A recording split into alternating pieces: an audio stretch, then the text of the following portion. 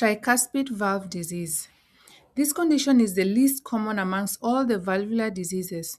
If it does have any issue, it's usually either because of a congenital issue, which means you are born with it and usually it's fixed earlier on as a baby, or it could be because of degenerative conditions of the connective tissue like Marfan syndrome.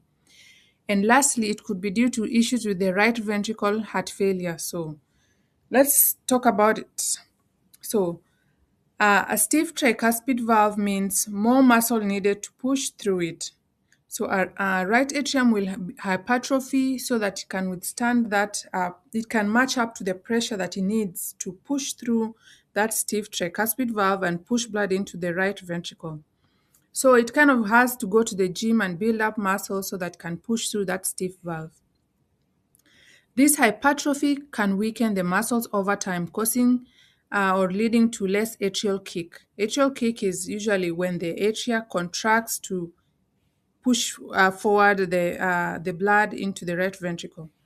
And therefore, blood backs up to the rest of the body and therefore sends us symptoms of fluid overload, including hepatomegaly, splenomegaly, bilateral limb edema.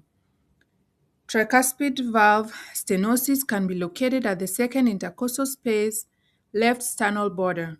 You might hear a murmur right there. Again, use the mnemonic ape to man to remember. Tricuspid regurgitation. It's often secondary to pulmonary hypertension or right ventricular dilation. Symptoms will be systemic from fluid overload due to right ventricular dilation and backflow of blood to the right atrium and to the rest of the body. Again, the symptoms will be the same as the stenosis one: peripheral edema, ascites, hepatomegaly, jugular venous distension. Complications will include right-sided heart failure.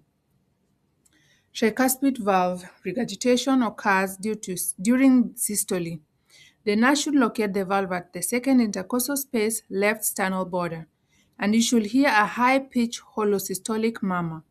Holosystolic just means throughout the entire time the right ventricle is contracting or is during the systole, you will hear that murmur.